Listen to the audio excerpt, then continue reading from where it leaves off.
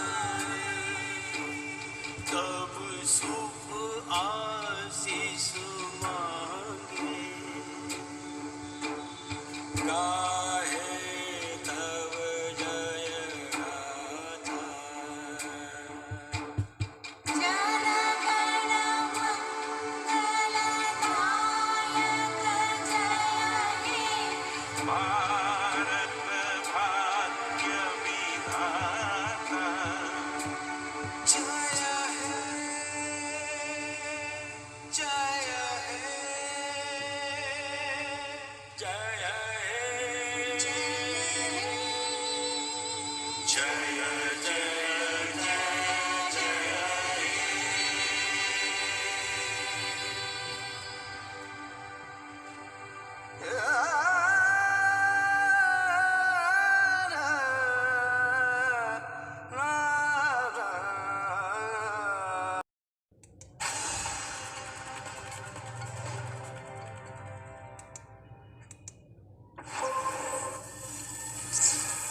Divine Guru. सुनो पार्थ, जीवन का रहस्य जान, संसार के वास्तविक रूप को समझो। गंगा के प्रवाह में मुट्ठी डालकर निकाली जाए तो कुछ प्राप्त नहीं होता, किंतु उस हथेली की अंजलि बनाकर गंगा के प्रवाह में डाली जाए तो गंगा जल मुख तक पहुंच पाता है। विचार करो पार्थ, अहंकार की मुट्ठी बांधी है या समर्पण की अंजलि बनाई है तुमने? इस ज्ञान को ग्रहण कर पाओगे?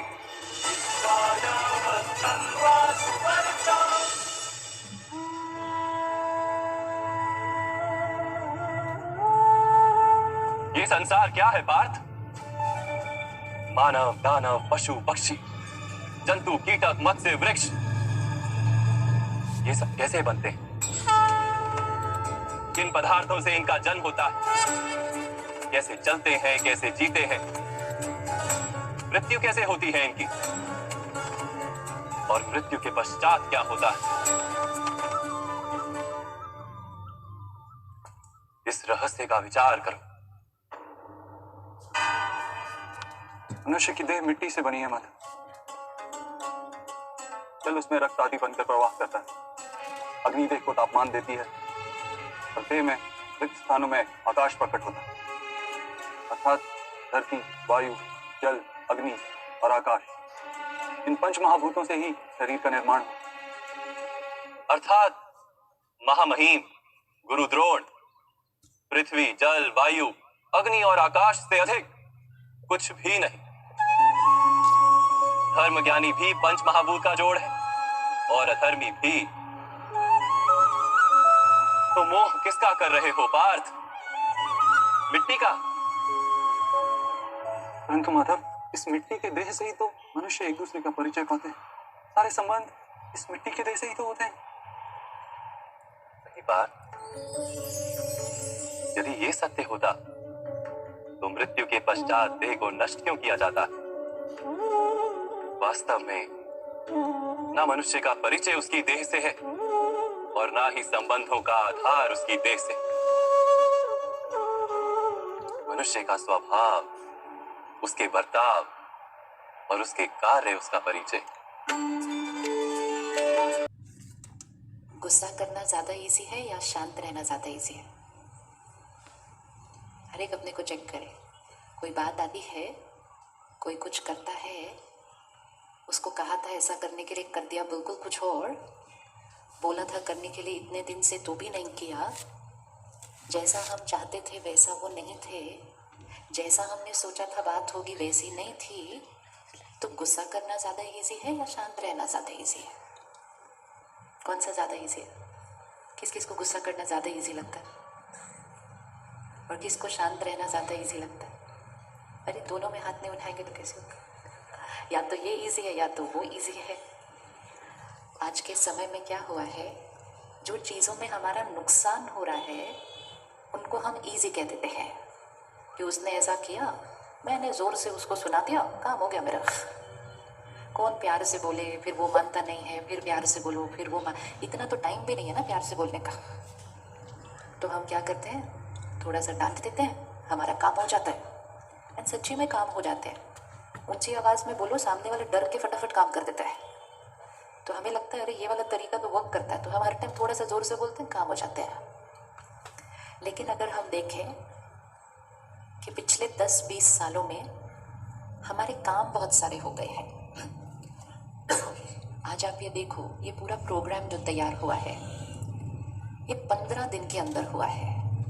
15 दिन पहले सिर्फ बात हुई थी कि आज के दिन अकोला में प्रोग्राम कर सकते हैं।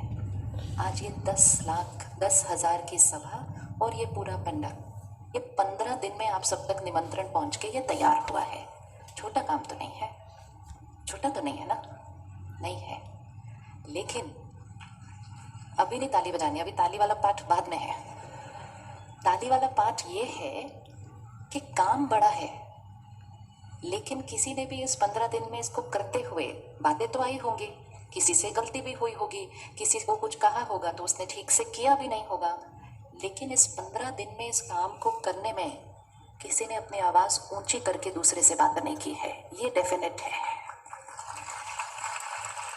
ये डेफिनेट है, क्योंकि परमात्मा हमें सिखाते हैं कि जो स्थिति होती है यहाँ, मन की स्थिति, मन की स्थिति से सेवा होती है। पेंडाल बना लिया, कुर्सियां रख ली, सबको बुला लिया, प्रोग्राम हो गया, ये सेवा नहीं है। किस स्थिति में रहकर, स्थिर रहकर, शांत रहकर, प्योर वाइब्रेशंस फैलाते हुए उस सारे काम को किया, तो फिर सबको आराम से सिर्फ बिठाया नहीं, सबको शांति और खुशी की वाइब्रेशन भी दी साथ में। अब इसी एग्जाम्पल को अगर हम अपने घर पर लेके चलते हैं या अपने ऑफिस पे लेके चलते हैं, हम सब काम बहुत करते हैं, मेहनत बहुत करते हैं। आजकल तो आराम से बैठने का भी टाइम नहीं मिलता, कुछ ना कुछ काम इतना चलता है।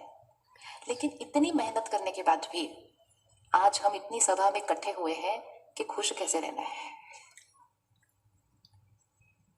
और अगर किसी से भी पूछो इतनी जो मेहनत करते हो क्यों करते हो, तो किस चीज के लिए कहेंगे मेहनत करते हैं? हम किस चीज के लिए मेहनत करते हैं? हम खुशी के लिए मेहनत करते हैं। तो जब एक चीज के लिए हम मेहनत कर रहे हैं तो इतनी मेहनत के बाद वो चीज मिल जानी चाहिए ना हमें।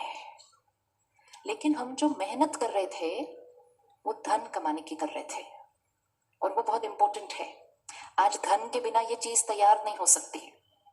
तो धन लगा इस टेंट को तैयार करने में, इतनी सारी कुर्सियों को यहाँ रखने में धन लगता है। लेकिन उस काम करते समय जो मन की स्थिति होती है उसके वाइब्रेशन सबको खुशी और शांति देते हैं।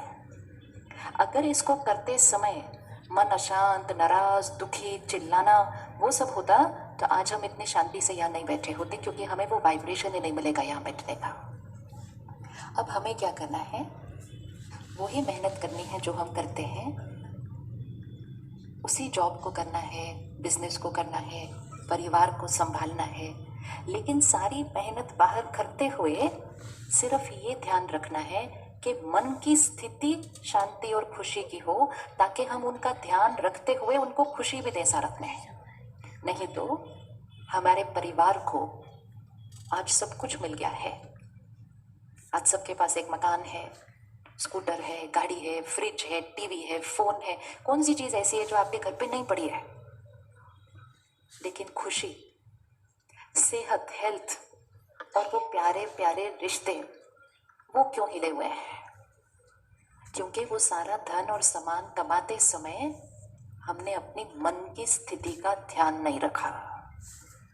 तो यहाँ पे तनाव हो गया, तनाव का असर शरीर पर पहुंचा तो बीमारियां हो गई।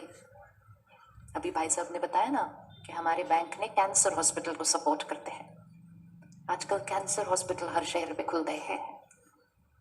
10 साल पहले अगर जाएं तो किसी को कैंसर हुआ ये बहुत बड़ी बात होती थी, कैंसर हुआ है।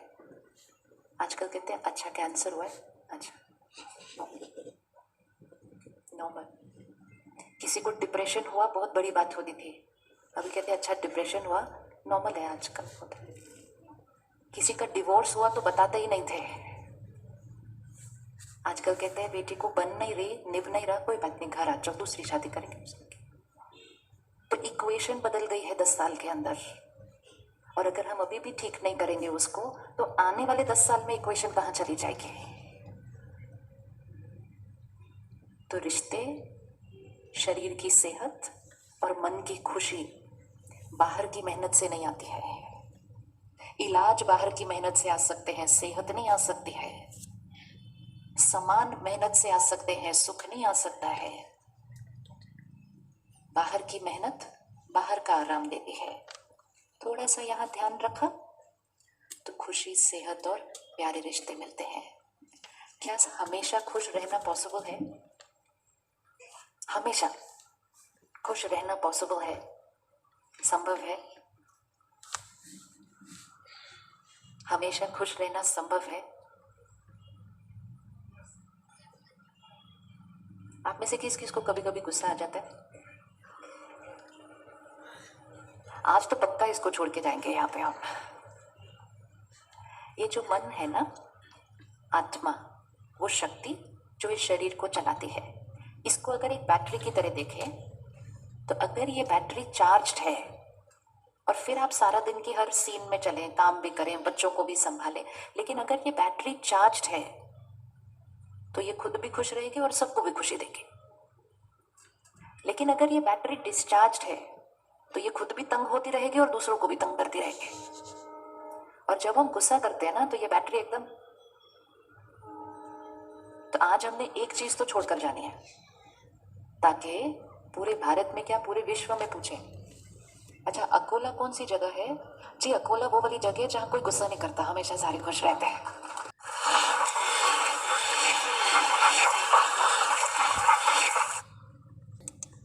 Paschimottanasana. Sit in Uttanasana, breathe in and raise your arms over your head. Clasp the fingers together and turn them up to perform Dandasana. Slowly bend forward with emphasis on your lower back until you can catch your big toes with your index finger and thumb. Stretch up and then bend further forward until your face rests on your knees. Hold the posture for 10 to 30 seconds with gentle breathing. When ready, release the fingers and stretch back up into the Dandasana. Come back to the Uttanasana. Lie down in Shavasana and relax for some time with deep breathing.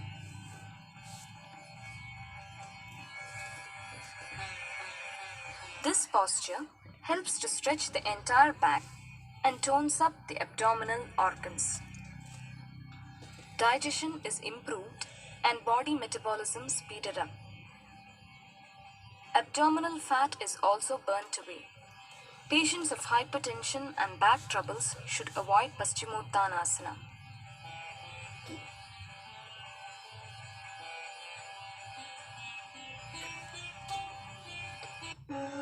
Halasana.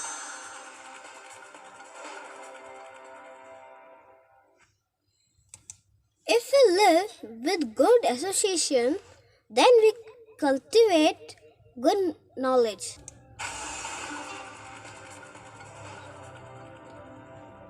Education update. इन news program में आपका स्वागत है। मैं हूं सोनाली चोपड़ा। आज का हमारा टॉपिक है दिव्यांगता अध्ययन एवं पुनर्वास विज्ञान विश्वविद्यालय विधेयक 2021। तो जल्दी से देख लेते हैं डायमेंशन जिन पे हम आज की चर्चा करेंगे। सबसे पहले जानेंगे कि ये खबरों में क्यों है। उसके बाद जो ये विधेयक है दिव्यांगता अध्ययन एवं पुनर्वास विज्ञान विश्वविद्यालय 2021 का, इसका प्रारूप जानेंगे। इसके बाद जानेंगे भारत में दिव्यांगजनों की परिस्थिति के बारे में। उसके बाद दिव्यांगजन कल्याण की दिशा में किए गए सरकारी प्रयास, उससे जुड़ी चुनौतियां, आगे की राह और अंत में रहेगा आपके लिए प्रश्न। क्योंकि आज का टॉपिक सामाजिक न्याय और कुछ सुभेद्य वर्गों के लोगों के लिए किए गए सरकारी प्रयासों से रिलेटेड है, तो यह जीएस पेपर 2 में कवर होगा। हाल ही में सरकार एक विश्वविद्यालय बनाने जा रही है, जिसके लिए केंद्र ने एक बिल का फॉर्मेट भी तैयार किया है। जो ये विश्वविद्यालय है वहां पर दिव्यांगता और दिव्यांगजनों के पुनर्वास पर अध्ययन किए जाएंगे। पुनर्वास यानी कि जब कोई व्यक्ति बीमार हो जाता है तो उसके जो ठीक होने की प्रक्रिया होती है उसे हम पुनर्वास कहते हैं। तो उस पर जो है अध्ययन किए जाएंगे। यह पहली तरह की यूनिवर्सिटी होगी और यह जो बिल का फॉर्मेट जो केंद्र सरकार द्वारा बनाया गया है, यह जो है पब्लिक के बीच में भी पब्लिश कर दिया गया है, ताकि लोगों के व्यूज जाने जा सके या उनकी आपत्तियां भी जानी जा सके। इसके लिए जो है इस बिल का नाम है दिव्यांगता अध्ययन एवं पुनर्वास विज्ञान विश्वविद्यालय विधेयक 2021। यह भारत में पहली तरह का ऐसा विश्वविद्यालय होगा जहां पर दिव्यांगता और पुनर्वास पर शोध किए जाएंगे। सरकार का कहना है कि हमारे देश में इस क्षेत्र में रिहैबिलिटेशन प्रोफेशनल्स की कमी है। सरकार का मानना है कि जो रिहैबिलिटेशन काउंसिल ऑफ इंडिया है उसमें केवल 1.65 लाख जो है प्रोफेशनल जो है वो पंजीकृत हैं और सरकार का मानना है कि हमें कम से कम 10% और इससे ज्यादा प्रोफेशनल्स की जरूरत है। अब जान लेते हैं कि इस विधेयक के क्या प्रारूप हैं। इसमें जो है असम, इसका मुख्यालय, इस विश्वविद्यालय का जो मुख्यालय है वो असम के कामरूप में होगा। इसके अलावा केंद्र द्वारा अनुमति मिलने के बाद इसमें और भी केंद्र जो है इसके स्थापित किए जाएंगे। इसमें जो है दोनों विषयों में स्नातक और उससे ऊपर की कोर्सेज इसमें शामिल हैं, जो कि जिसमें कि शोध किए जाएंगे पुनर्वास पे और दिव्यांगजनों पे। उसके बाद इसके 8 डिपार्टमेंट होंगे। सबसे पहला है डिसेबिलिटी स्टडीज, फिर है रिहैबिलिटेशन साइंसेस, उसके बाद audiology and speech language pathology, उसके बाद स्पेशल एजुकेशन, फिर है nursing, orthotics, prosthetics and assistive technology. तो ये इसके डिपार्टमेंट्स हैं, जो ये इस यूनिवर्सिटी के जो 8 डिपार्टमेंट्स बनाए जाएंगे वो है ये। उसके बाद बात कर लेते हैं कि इसका उद्देश्य क्या है। इसका उद्देश्य है कि दिव्यांगता अध्ययन और उस पे जो पुनर्वास है उस पे जो है उसमें जो है प्रोफेशनल्स, रिसर्चर्स और एजुकेटर्स को प्रशिक्षित करना इस दिशा में। उसके साथ ही दोनों ही विषयों के संबंध में अत्याधुनिक शोध को भी विकसित करना और कार्यक्रमों का संचालन भी करना। यह ऐसे महाविद्यालयों को संबद्ध करेगा जो कि विश्वविद्यालय के मानकों का पालन करें। तो ये इसके उद्देश्य हैं। अब जान लेते हैं कि हमारे देश में दिव्यांगजनों की क्या परिस्थिति है। इससे पहले स्टीव हॉकिंस का एक कोट है, वो देख लेते हैं। इसमें कहा गया है कि people with disabilities are more vulnerable because of the many barriers we face. Attitudinal, कि जैसा उन लोगों के साथ रवैया होता है, एटीट्यूड जैसा लोगों का रहता है उनके प्रति। उसके अलावा फिजिकल, कि वो शारीरिक रूप से भी जो है अक्षम होते हैं। उसके बाद फाइनेंशियल, यानी कि वित्तीय रूप से। अब डिसेबिलिटी कितनी तरह की होगी? डिसेबिलिटी है 2 तरह की, एक है लीगल डिसेबिलिटी और एक है फिजिकल डिसेबिलिटी। लीगल डिसेबिलिटी यानी कि जब वो जो है कानूनी रूप से अक्षम होना, मतलब कानूनों का सही ढंग से उपयोग ना कर पाना। इसके अलावा जो फिजिकल डिसेबिलिटी है उसमें जो व्यक्ति सुन नहीं पाते या फिर जो बोल नहीं पाते, इसके अलावा जो चलने में सक्षम नहीं है, इसके अलावा जो मानसिक रूप से जो है रोगी हैं। इसके अलावा और भी एग्जांपल्स हैं इसमें जो इंक्लूड होते हैं, जैसे ऑटिज्म है। ऑटिज्म उन व्यक्तियों को होता है जो चीज़ों को बार बार दोहराते हैं या फिर वो किसी चीज़ से इमोशनली अटैच नहीं हो पाते। जैसे एक एग्जांपल है, जैसे अगर हम कोई मूवी देखते हैं या कोई फिल्म देखते हैं तो कोई ऐसा सीन आता है जिसमें हमें रोना आ जाता है, तो ऐसे लोग जो होते हैं जिनको ऑटिज्म होता है वो इन चीज़ों से रिलेट नहीं हो पाते, दोस्त नहीं बना पाते। इसके अलावा एक और बीमारी है जिसको हम कहते हैं dyslexia.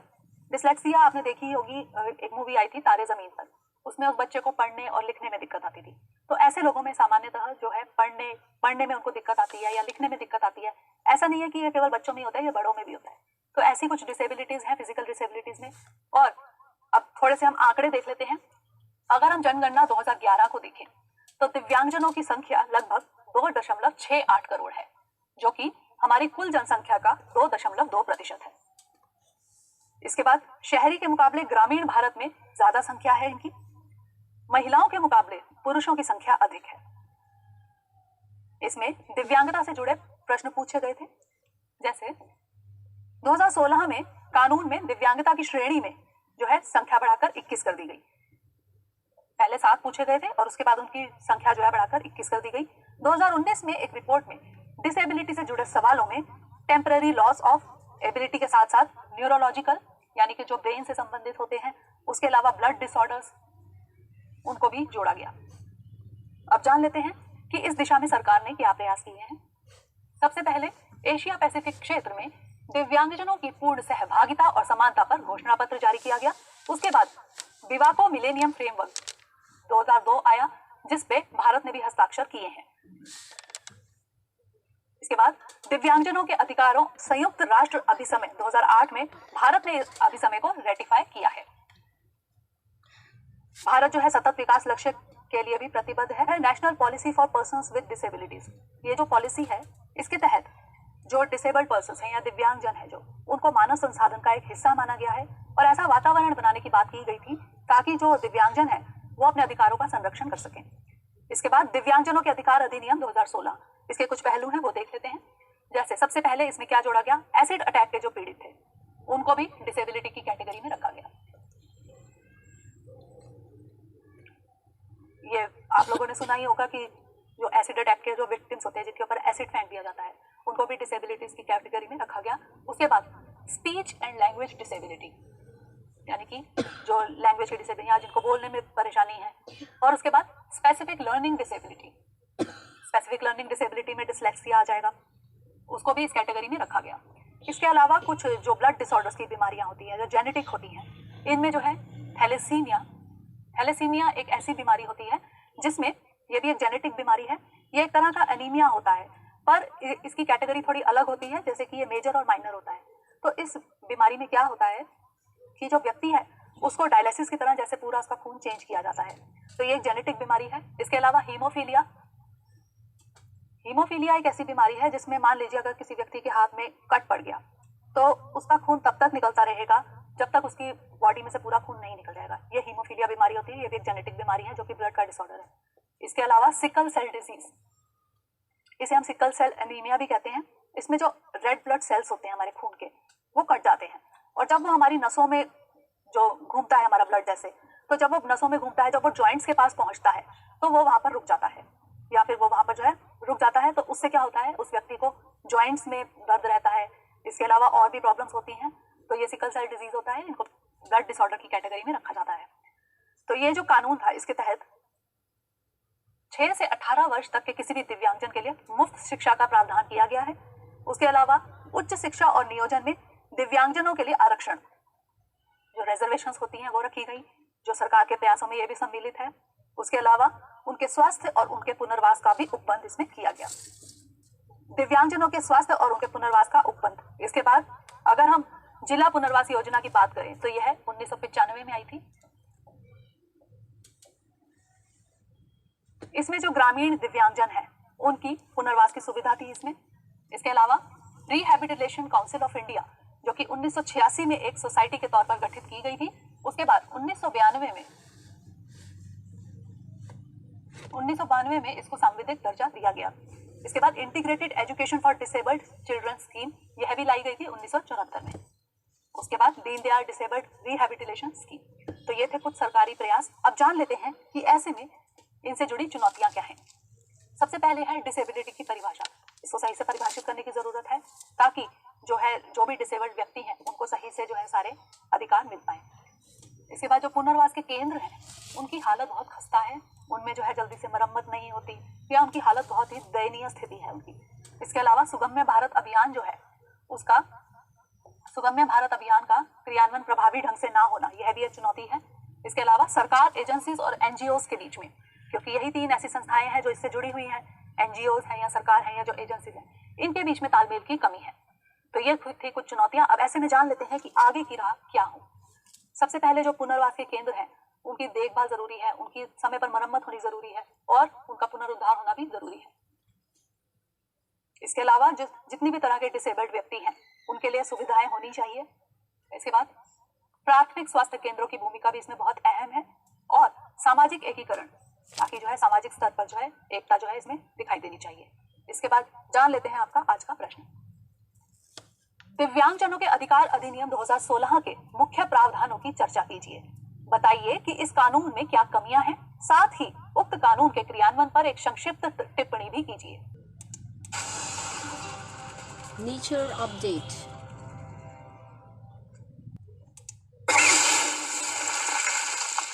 1200-year-old Krishna Butterball is a giant rock which weighs more than 250 tons, balancing on 4-foot area on a slippery slope without following laws of physics in Mahabalipuram, India.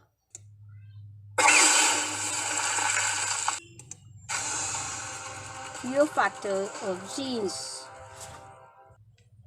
क्या आप जानते हैं कि जितना पानी एक परिवार 2.5 महीने में इस्तेमाल करता है, उतना पानी सिर्फ एक जीन्स को बनाने में लग जाता है। अब आप सोच रहे होंगे कि वो कैसे। डेनिम फैब्रिक कॉटन से बनता है, जो कि एक ऐसी फसल है जिसे सींचने के लिए बहुत पानी का उपयोग होता है। यूं तो सारी जीन्स सिर्फ नीली दिखती है, लेकिन उनके हल्के और गहरे शेड्स पाने के लिए उन्हें कई बार डाई और वॉश किया जाता है। अब डेनिम की ये एक बात अच्छी है कि वह बहुत ही मजबूत फैब्रिक है और वो इन्वेंट ही इस कारण से हुआ था ताकि वो बहुत लंबा चले। तो जीन्स के कारण जो पर्यावरण को नुकसान होता है उसे कम करने के लिए आप ये चीजें कर सकते हैं। पहले तो कोई भी नया जीन्स खरीदने के पहले आप एक बार अपने आप से पूछे कि क्या आपको इसकी आवश्यकता है। 2, जब आप जीन्स खरीदते हो तो एक अच्छे ब्रांड से खरीदे जो 100% कॉटन का बना हो और पॉलिएस्टर ना हो। ये जानने के लिए आप जीन्स के अंदर का लेबल चेक कर सकते हैं, क्योंकि अगर उसमें कोई पॉलिएस्टर का भाग हो तो उसे बनाने में और भी हानिकारक केमिकल्स और रिसोर्सेज का उपयोग होता है। 3, अगर आपके पहने हुए डेनिम पे कोई परमानेंट दाग लगा हो तो आप उसके ऊपर के कपड़े का पैच लगा सकते हैं और उसे एक नया रूप दे सकते हैं। 4, अगर आपका जीन्स कहीं से फटा हुआ है तो आप उसे लोकली रफू करवा सकते हैं। 5, अगर आपका जीन्स आपको फिट नहीं आ रहा या वो इस तरह से खराब हो गया है कि आप उसे ठीक ना कर पाए तो आप उसे फेंकिए मत, आप उसे बचा के रखिए और जब 2-3 ऐसे जीन्स आपके पास जमा हो जाए तो आप उसमें से एक पूरा ही नया गारमेंट बना सकते हैं। उसके अलावा आप अन्य एक्सेसरीज भी बनवा सकते हैं जैसे कि वॉलेट या चप्पल या बैग्स। और अगर इसमें से आपको कुछ भी ना चले तो आप उससे काट के उसे घर की सफाई के लिए भी यूज कर सकते हैं। ये समझना बहुत ही जरूरी है कि जो चीजें हम खरीदते हैं उससे पर्यावरण, जानवरों और इंसानों पर बहुत ही बुरा असर पड़ता है।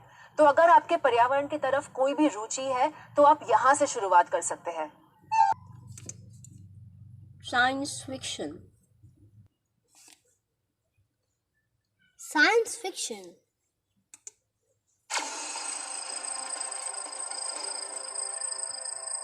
Winter solstice and the great conjunction of Jupiter and Saturn. Know all about it.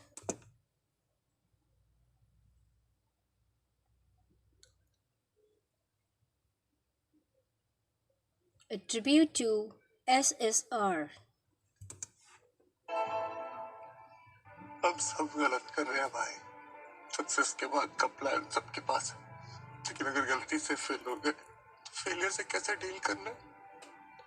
कोई बात ही नहीं करना चाहता। अरे 10 लाख बच्चे बैठते हैं, 10,000 बच्चों का सिलेक्शन होता है, 9,90,000 बच्चे, उनको पता ही नहीं कि क्या करना है। उनको लगता है कि वो एग्जाम में नहीं, वो लाइफ में फेल हो रहे हैं भाई। अच्छा तुम हमको एक बात बताओ, जब तुमको फुल टॉस मिलता है तो तुम क्या करता है? हिट मारता हूँ, जूसी हाफ वाले मिलता है तो ट्राई करता हूँ, और जब तुमको अनप्लेबल कोई बाउंसर आता है तो क्या करता है? डक करता हूँ। बस यही तो लाइफ है। लाइफ में सब बॉल एक समान थोड़ी ना मिलेगा। You know what? We'll get to play tomorrow and you'll have a great match. How come you're so sure? Just one of those things. All the best. अगर वाकई ऐसा हो गया और हमको आपको थैंक यू बोलना पड़े तो हम कैसे? मैडम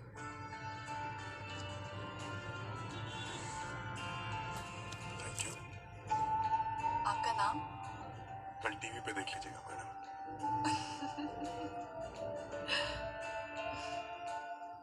अमरनाथ की गुफा पहली बार पूता मलिक को दिखी थी। आज भी उनके घर में चढ़ावा जाता है हर साल। श्रद्धा में हम उनके शामिल हुए, कंधों पे बिठा के तीर्थ कराया है, ओम नमः शिवाय के हुल्लारे लगाए, यात्रियों के अंतिम समय में कानों में जाके शिव का नाम फूका है। हमें कैसे बाहर निकालेंगे?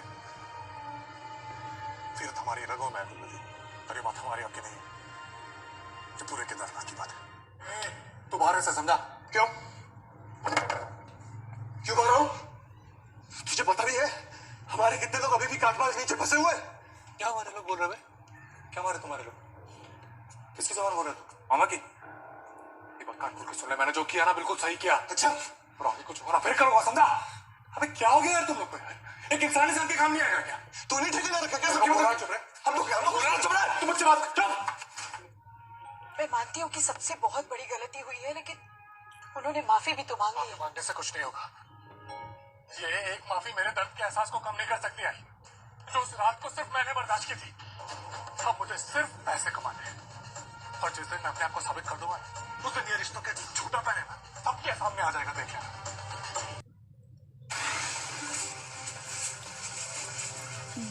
Bloggers. Angry, irritated. Time to start.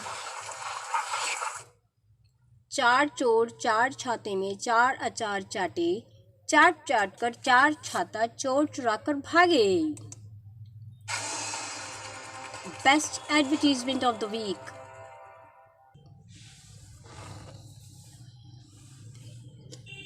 अब हमारे यहाँ इनका ख्याल रखने के लिए तो कोई है। मैं और मेरी मिसेस दोनों ही काम पे निकल जाते हैं सुबह। क्या करें? अब ख्याल रखिएगा इनका, हम आते रहेंगे फिर।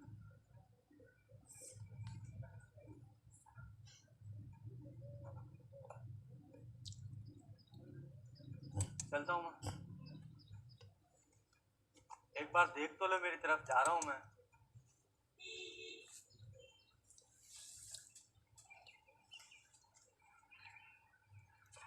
ध्यान रखियो अपना।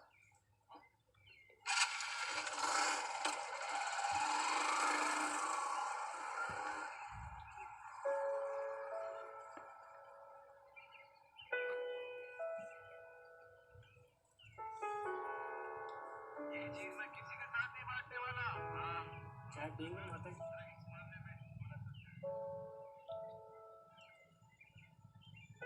सुबह उठते ही मेरे बेटे को अदरक वाली चाय चाहिए, और वो भी मेरे हाथ की बनाई हुई, और किसी की पसंद नहीं। पता नहीं अब क्या करता होगा। फोन करके देखो, शायद बात हो जाएगी मेरे बेटे से। किया था माँ जी, दिखाया नहीं। बिजी रहता है ना, हफ्ता हफ्ता बाहर गाँव रहता है। खाने का नहीं, पीने का नहीं, सारा दिन काम काम काम। चीज बहुत पसंद है उसे।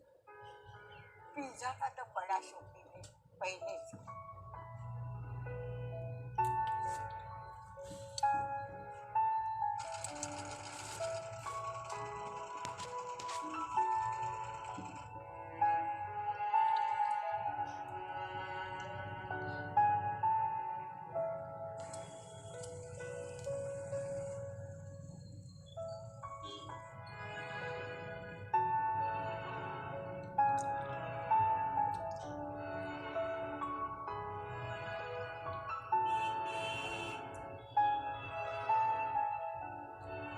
बेटे का फोन आया?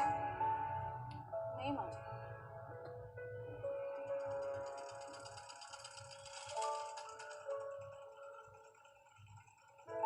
आपने जो सुंदर सुंदर कुर्तियाँ बनाई है ना, इसके लिए।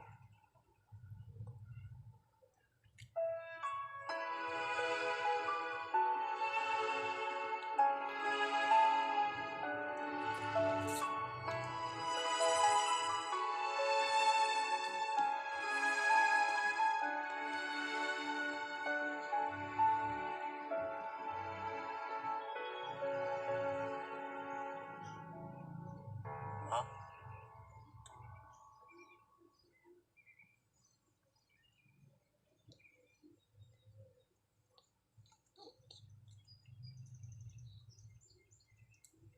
ये पिज्जा तूने ऑर्डर किया ना मेरे लिए? मुझे पसंद है ना।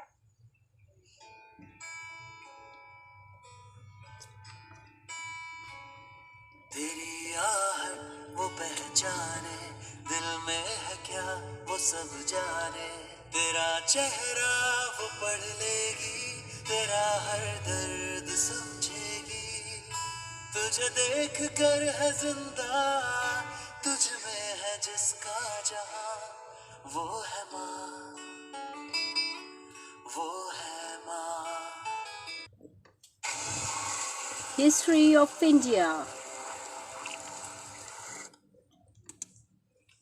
आज हम बात करेंगे बॉम्बे स्टेट की, जिसमें किसी जमाने में गुजरात और महाराष्ट्र एक साथ हुआ करते थे। पर अगर पूछा जाए कि इन दोनों में से सबसे पुराना इतिहास किसका रहा है, तो नाम पहले आता है गुजरात का। स्टोन एज से लेकर अब तक गुजरात में हमेशा लोगों की बस्ती रही है, चाहे वो एग्रीकल्चर सेटलमेंट्स हो या शिकारियों की बस्ती हो। और इसका कारण रहा है नदियाँ यानी रिवर्स। तो चलते हैं यहाँ से ठीक 5000 साल पहले। अगर आप आज से 4 या 5000 साल पुराने जमाने को इमेजिन करो, तो आप समझ पाओगे कि उस वक्त पानी को एक जगह से दूसरी जगह ले जाने के लिए टेक्नोलॉजी अवेलेबल नहीं थी। तो लोग वही अपना गांव बसा लेते जहाँ पानी हो, और पानी कहाँ होता है? नदियों में। तो सिंधु, नर्मदा और साबरमती जैसे नदियों की वजह से गुजरात में स्टोन एज में ही सिविलाइजेशन का फॉर्मेशन शुरू हो गया था। इन सब नदियों के पास स्टोन एज में भी यहाँ पर लोग रहा करते थे, इसके इतिहासकारों को सबूत भी मिले हैं। 700 ऐसी प्लेसेस है जहाँ पर गुजरात में हिस्टोरिक टूल्स एंड आर्टिफैक्ट्स मिले हैं, जैसे शिकार करने वाले हथियार और उस जमाने के आर्टिफैक्ट्स जो हुआ करते थे उसके भी एविडेंसेस यानी अवशेष यहाँ पर पाए गए हैं। But we humans are great at one thing and that is evolving. हम इंसानों की ये आदत रही है कि हम लोग हमेशा डेवलप होना चाहते हैं, अपना विकास करना चाहते हैं, और इस डेवलपमेंट के प्रोसेस की वजह से शुरू हुई ब्रॉन्ज एज में Indus valley civilisation. Bronze age यानी इस पीरियड में ब्रॉन्ज के मेटल का इन्वेंशन हुआ था और उसका इस्तेमाल कई कामों के लिए होना शुरू हो गया। इससे पहले लोग शिकार करते और अपनी अपनी फैमिली लेकर गुफा वगैरह में अनसिविलाइज्ड तरीके से रहते, पर इंडस वैली सिविलाइजेशन जब 4000 BCE यानी ईसा पूर्व 4000 सालों पहले शुरू हुई, तब से लोग एक सिविलाइज्ड गांव में एक एडमिनिस्ट्रेशन को फॉलो करके रहने लगे, जहाँ पर बिजनेस होता था, आर्ट होता था, और इसके बाद की डेवलपमेंट की स्टेज रही राज्यों का formation, the formation of mahajanapadas. Ancient India में किसी वक्त 16 राज्य हुआ करते थे और कंबाइन उन्हें कहा जाता था महाजनपदास। जनपदास मतलब क्या? इंसानों की बस्ती जहाँ पर लोग एग्रीकल्चर करते, व्यापार करते और सब एक कम्युनिटी बनाकर रहते। और यही से महाराष्ट्र भी जुड़ता है गुजरात से। सिविलाइजेशन बढ़ता गया तो लोग गुजरात रीजन के सिविलाइजेशन से और भी अंदर भारत में एक्सप्लोर करने लगे, नई नई जगह ढूंढने लग गए रहने के लिए, और लोगों का माइग्रेशन शुरू हो गया गुजरात रीजन से महाराष्ट्र में, क्योंकि ये जो 16 एंशियंट महाजनपदास यानी राज्य थे, उसमें से एक जिसका नाम था अशमका, उसके महाराष्ट्र में आके बसने के एविडेंसेस पाए गए हैं। फिर इन जगहों का एडमिनिस्ट्रेशन संभालने के लिए लोगों ने एक सरदार, अपना एक लीडर चुनना शुरू कर दिया, और फिर ये जो लीडरशिप थी वो एक ही फैमिली में रहने लगी, यानी किसी के पिताजी अगर लीडर है तो फिर आगे चल के उसका बेटा। पहले ये लीडर्स स्किल्स, वैल्यूज, इथिक्स, इन सब बातों को नजर में रख के चुने जाते थे, और धीरे धीरे ये लीडर्स अपने अपने लोगों के, अपने अपने जमीनों के बचाव के लिए आर्मी भी रखने लग गए, और इसी तरह किंगडम्स, एम्पायर्स बनने शुरू हो गए, जिसका एक किंग यानी राजा रहता था। 300 BC में मौर्य एम्पायर गुजरात और महाराष्ट्र में शासन किया करता था। चंद्रगुप्त मौर्य ने मौर्य डायनास्टी को एस्टेब्लिश किया था, और बिंदुसार और अशोका जैसे महान राजाओं ने मौर्य डायनास्टी की गद्दी संभाली है।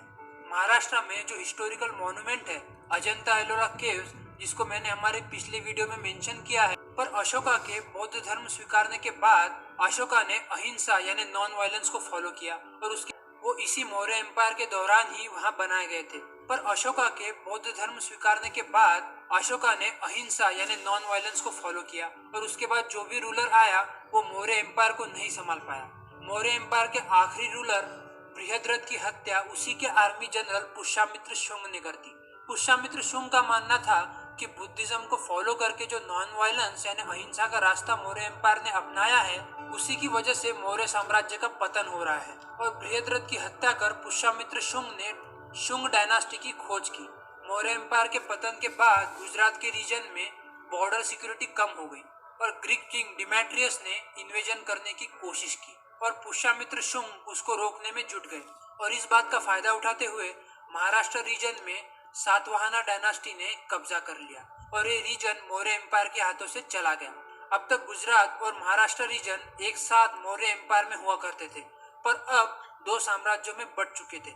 शुंग डायनास्टी ने उस तरफ गुजरात में ग्रीक से लड़ाई की, और महाराष्ट्र बॉर्डर पे सातवाहना डायनास्टी से भी, और इसलिए उनको ग्रीक एम्पायर और सातवाहना डायनास्टी के साथ एक डिप्लोमेटिक रिलेशनशिप बनाना पड़ा, और उन्होंने पॉलिटिकल ट्रीटी साइन कर ली और अपने साम्राज्य को गुजरात और महाराष्ट्र रीजन से पीछे हटाते हुए मध्य प्रदेश के पीछे ले गए। विदिशा, जो कि मध्य प्रदेश में एक जगह है, वहाँ पे ग्रीक एम्परर और उस वक्त के शुंग डायनास्टी के राजा भगभद्र ने अपने डिप्लोमेटिक रिलेशनशिप के सिंबल के रूप में हेलियोडोरस पिलर बनाया है, और इस मॉन्यूमेंट का भी जिक्र मैंने हमारे पिछले मॉन्यूमेंट्स वाली वीडियो में किया था। उसके बाद गुजरात रीजन में 400 सालों के लिए साका डायनास्टी ने शासन किया, और महाराष्ट्र सातवाहना डायनास्टी के हाथों में रहा 3rd सेंचुरी तक। साका डायनास्टी के बारे में ज्यादा इंफॉर्मेशन हिस्ट्री में अवेलेबल नहीं है। सातवाहना डायनास्टी ने एक अच्छा पीसफुल एम्पायर खड़ा किया दक्कन में, ये dynasty present day Maharashtra, Telangana और आंध्र प्रदेश के कुछ हिस्सों में फैली हुई थी।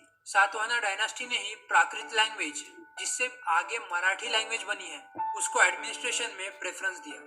बट 300 AD यानी 4th सेंचुरी के बाद गुजरात रीजन में गुप्ता एम्पायर पावर में आ गया, साका डायनास्टी को रिप्लेस करके। और उसी दौरान महाराष्ट्र रीजन में वकाटका डायनास्टी और नंदीवर्धन डायनास्टी ने सातवाहनास को रिप्लेस कर अपने अपने तरीके से एडमिनिस्ट्रेशन संभाला। इन रूलर्स ने गुजरात में शासन कर रहे गुप्ता एम्पायर के साथ मैट्रिमोनियल रिलेशंस बनाए, यानी शादियां वगैरह के माध्यम से उन लोगों ने गुप्ता एम्पायर के साथ एक प्रकार के पारिवारिक संबंध बना लिए ताकि शांति का माहौल बना रहे।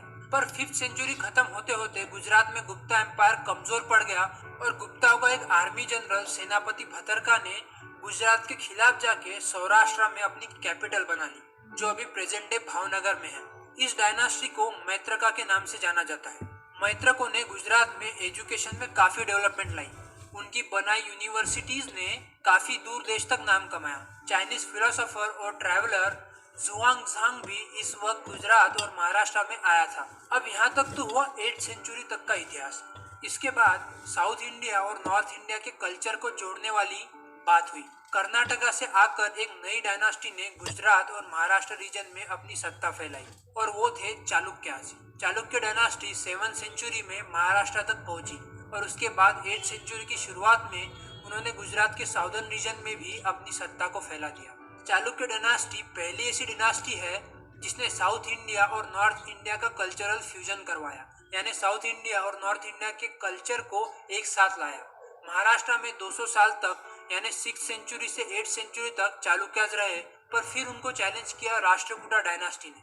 वो भी कर्नाटका की एक कन्नड़ा डायनास्टी थी। उन्होंने पहले महाराष्ट्र और फिर गुजरात के साउदर्न पार्ट तक अपने साम्राज्य को फैला दिया और उधर बाकी पूरे गुजरात में गुर्जरा प्रतिहारा डायनास्टी ने 100 साल तक डोमिनेट किया सबको।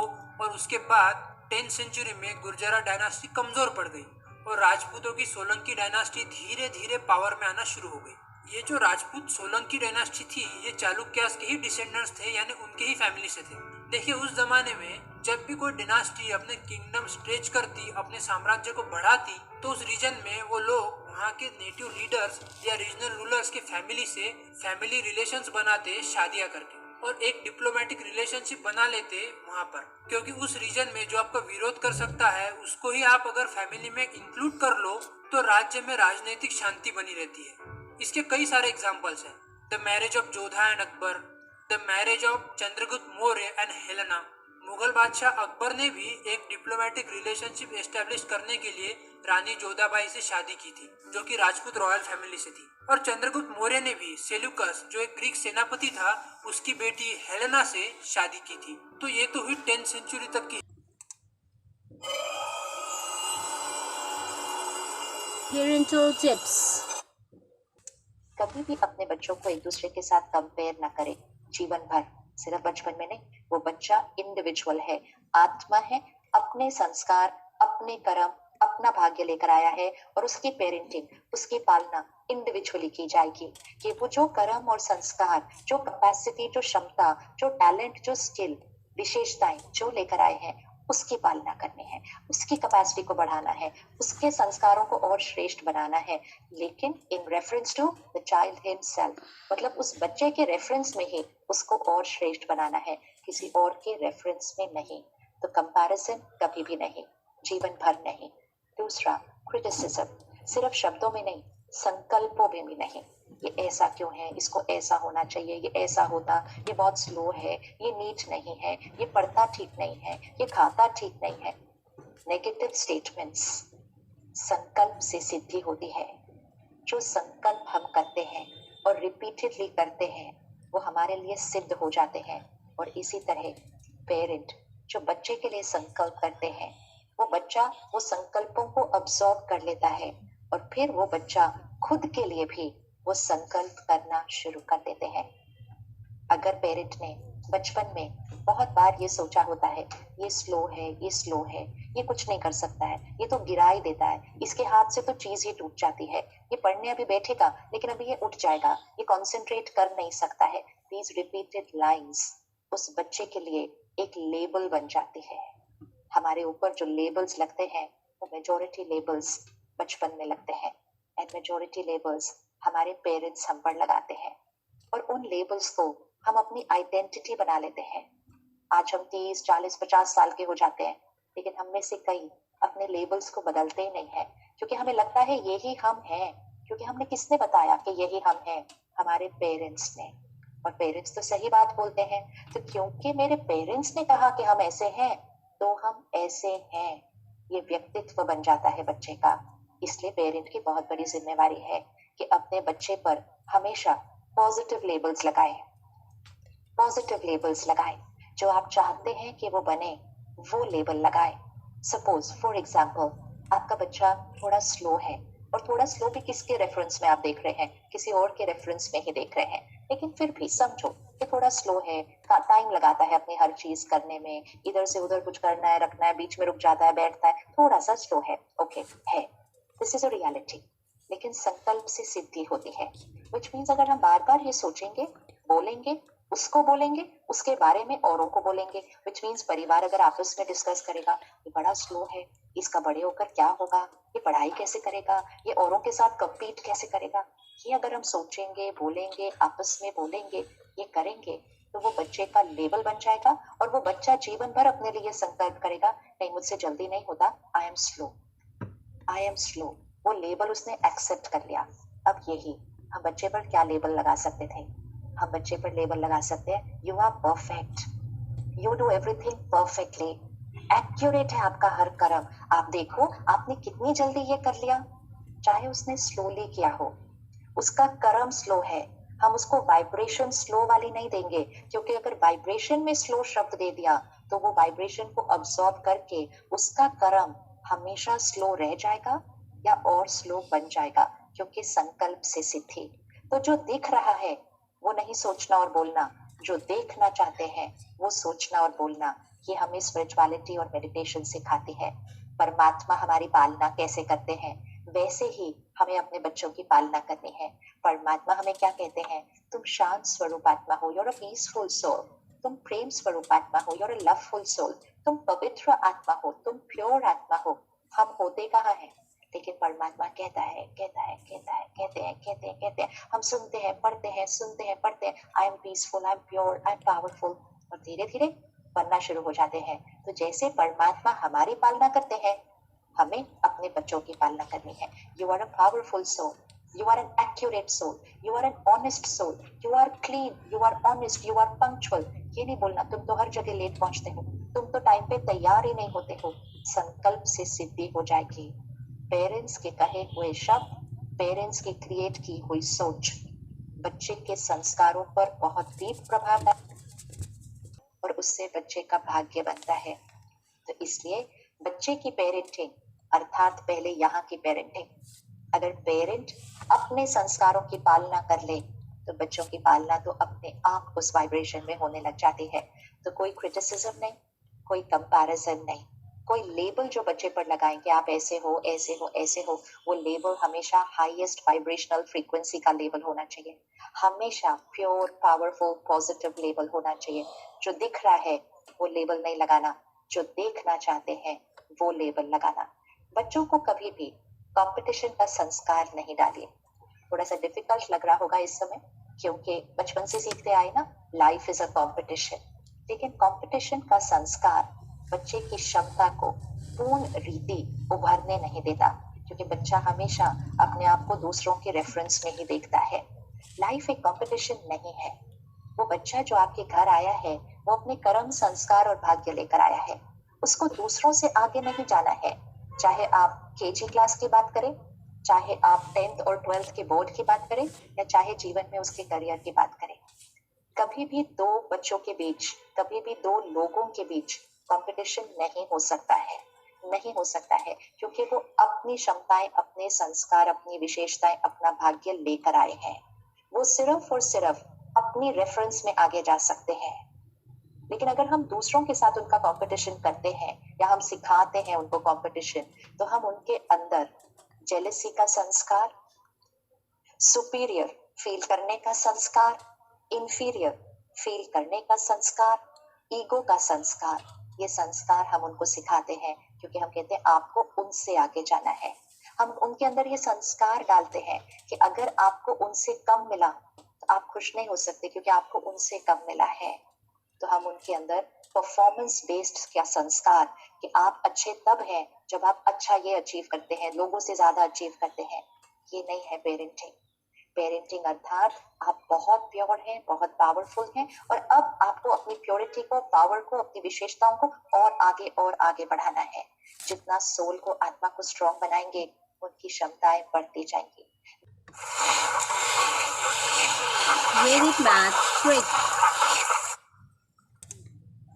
इंडिया जिस चीज के लिए फेमस है दैट इज वैदिक मैथ। तो पूरा का पूरा वैदिक मैथ प्लेस वैल्यू सिस्टम के ऊपर बेस्ड है, ठीक है। और प्लेस वैल्यू सिस्टम क्या होता है? बिल्कुल सिंपल सी चीज है। जैसे हमारे सामने है 42, तो ये क्या है? 42। तो प्लेस वैल्यू सिस्टम का सिर्फ और सिर्फ ये मतलब है कि ये जो है ये है 2 और ये जो है ये 4 नहीं है बल्कि ये है 40। दिस इज 40 बिकॉज ये जो 2 है ये 1s प्लेस पर है और ये जो 4 है ये 10s प्लेस पर है।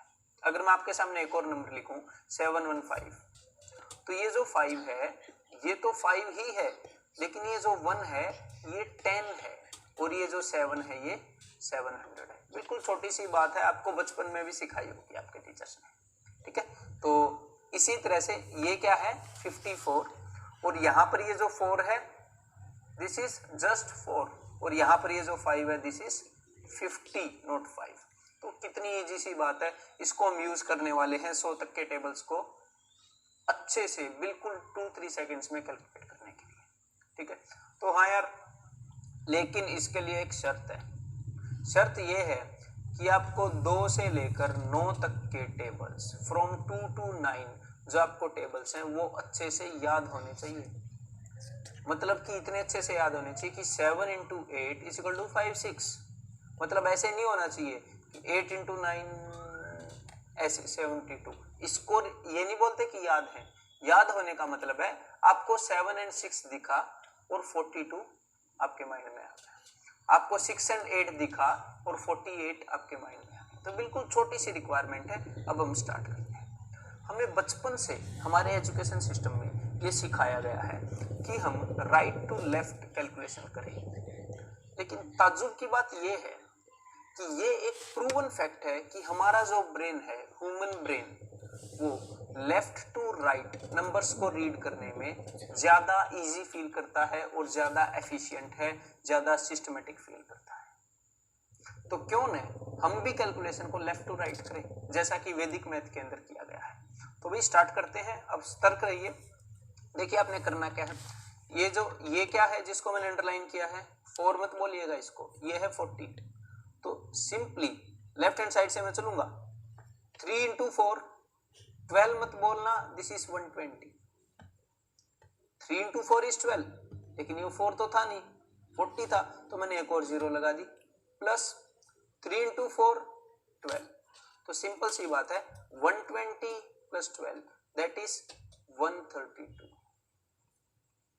ठीक है। और एग्जांपल लेते हैं। धीरे धीरे इस वीडियो के एंड तक आप 100 तक के टेबल्स ऐसे मुजबानी बताने लगेंगे, बस मेरे साथ रहिएगा। तो 4 5 जल्दी से बताइएगा, 20 मत बोलो, बोलो 200। 4 5 जा 20, लेकिन 20 के आगे 0 लगाएंगे बिकॉज ये 5 नहीं था, 50 था, बिल्कुल। 4 4 जा 16, तो आंसर क्या हो गया? 4 5 216। ऐसे डायरेक्टली आपने बोलना चाहिए, ठीक है। द नेक्स्ट क्वेश्चन आपके सामने है 5 6 300। 300 हो गया ना, बिल्कुल, बहुत अच्छे। एंड 5 3 जा 15, वेरी गुड। तो 315 ये हो गया 315। देन नेक्स्ट 6 9 जा, जल्दी से बताइएगा, 54 नहीं 540। देन 6 2 जा 12। मतलब आपका जो माइंड है ना वो ऐसे काम करना चाहिए, 540 12 552। और अपनी मदर टंग में कैलकुलेशन करिएगा, इंग्लिश में, हिंदी में, इन सबको छोड़ दो, जो भी आपकी मदर टंग है उसमें कैलकुलेशन करो, बहुत ज्यादा फास्ट होंगी।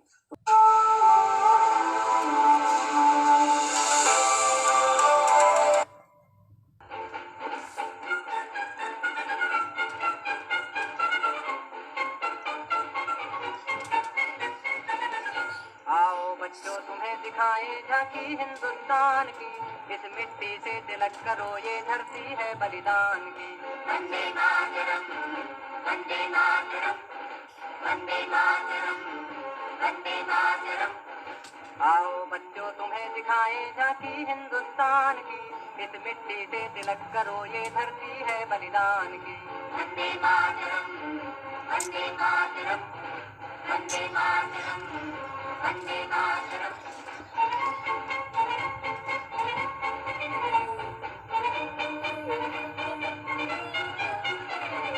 उत्तर में रखवाली करता पर्वत राज विराट है, दक्षिण में चरणों को धोता सागर का सम्राट है। यमुना जी के तट को देखो गंगा का ये घाट है, बाट बाट में हाथ हाथ में यहाँ निराला ठाट है। देखो ये तस्वीरें अपने गौरव की अभिमान की, इस मिट्टी से तिलक करो ये धरती है बलिदान की। वंदे मातरम, वंदे मातरम, वंदे मातरम, वंदे मातरम।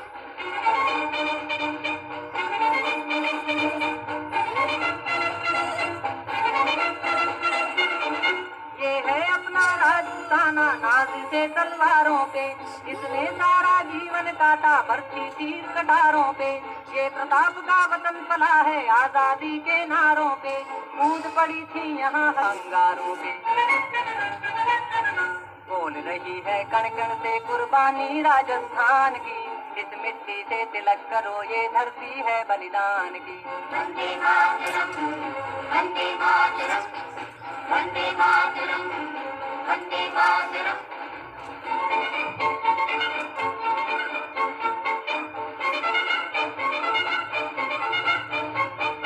देखो मुल्क मराठों का ये यहाँ शिवाजी डोला था, मुगलों की ताकत को जिसने तलवारों पे तोला था। हर पर्वत पे आग जली थी, हर पत्थर एक शोला था, बोली हर हर महादेव की बच्चा बच्चा बोला था। शेर शिवाजी ने रखी थी लाज हमारी शान की, इस मिट्टी से तिलक करो ये धरती है बलिदान की। वंदे मातरम, वंदे मातरम, वंदे मातरम, वंदे मातरम।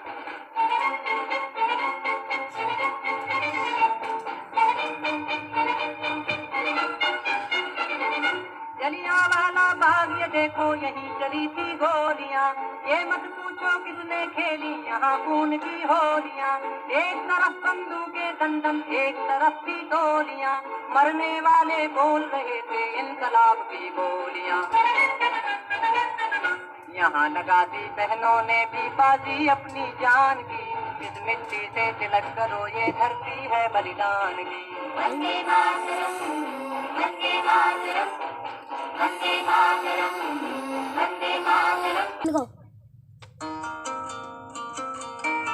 Review today. जब कभी अपने देश भारत के राष्ट्रगान को सुनते हैं तो मन में देशभक्ति का भाव खुद ब खुद ही आ जाता है। आपको तो मालूम ही होगा कि हमारे देश का राष्ट्रगान श्री रविन्द्रनाथ टैगोर ने लिखा था और 7 अगस्त के दिन को हम सभी रविन्द्रनाथ टैगोर की पुण्यतिथि के रूप में मनाते हैं। यही नहीं, पूरा विश्व उन्हें 7 अगस्त के दिन याद करता है। इस वीडियो में हम आपको रविन्द्रनाथ टैगोर के द्वारा लिखे गए हमारे देश भारत के राष्ट्रगान की कुछ रोचक बातें बताने जा रहे हैं और साथ ही एक भारतीय होने के नाते हम सभी को ये बातें जरूर पता होनी चाहिए। तो चलिए जानते हैं राष्ट्रगान के बारे में कुछ रोचक तथ्य और साथ ही राष्ट्रगान का शाब्दिक अर्थ भी। दोस्तों, हमारे देश का राष्ट्रगान जन गण मन सबसे पहले साल 1911 में नोबेल लॉरिएट रविन्द्रनाथ टैगोर ने बंगाली भाषा में लिखा था और फिर जन गण मन के हिंदी संस्करण को भारतीय संविधान सभा द्वारा 24 जनवरी 1950 को राष्ट्रगान के रूप में स्वीकृति प्रदान की गई। यहाँ आपको ये भी बता दें कि सबसे पहले जन गण मन को पहली बार 27 दिसंबर 1911 को भारतीय राष्ट्रीय कांग्रेस के कलकत्ता अधिवेशन में गाया गया था। इस गीत का प्रकाशन सबसे पहले 1912 में तत्व बोधिनी पत्रिका में भारत विधाता शीर्षक से हुआ था। साल 1919 में मॉर्निंग सॉन्ग ऑफ इंडिया के नाम से इसे अंग्रेजी भाषा में ट्रांसलेट भी किया गया था। आपको ये भी जानकर आश्चर्य होगा कि राष्ट्रगान में सिर्फ उन्हीं राज्यों का वर्णन है जो तत्कालीन ब्रिटिश शासन के अधीन थे, जैसे पंजाब, सिंध, गुजरात, मराठा आदि। लेकिन पुर्तगाल के अधीन तत्कालीन भारतीय राज्यों या प्रांतीय राज्यों का इसमें उल्लेख नहीं किया गया था। जन गण मन अधिनायक जय हे का मतलब है Thou art the ruler of the minds of all people, victory to thee. Bharat भाग्य विधाता का मतलब है डिस्पेंसर ऑफ इंडियाज डेस्टिनी। आइए अब राष्ट्रगान का शाब्दिक अर्थ भी समझ लेते हैं। हे भारत के जन गण और मन के नायक, आप भारत के भाग्य विधाता हैं। वो भारत जो पंजाब, सिंध, गुजरात, महाराष्ट्र, तमिलनाडु, उड़ीसा और बंगाल जैसे प्रदेश से बना है, जहाँ विंध्याचल तथा हिमाचल जैसे पर्वत हैं और यमुना गंगा जैसी नदियां हैं और जिनकी तरंगे उच्छृंखल होकर उठती हैं। आपका शुभ नाम लेकर ही प्रातः उठते हैं और आपके आशीर्वाद की याचना करते हैं। आप हम सभी जनों का मंगल करने वाले हैं। आपकी जय हो। सभी आपकी ही जय की गाथा गाएं। हे जन और गण का मंगल करने वाले, आपकी जय हो। आप भारत के भाग्य विधाता हैं। आपकी जय हो, जय हो, जय हो, जय जय जय जय हो। आशा करते हैं कि आपको ये वीडियो पसंद आया। Preamble of India.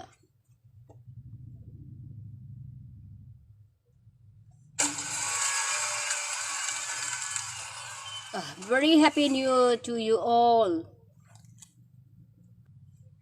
नव वर्ष की बहुत बहुत शुभकामनाएं।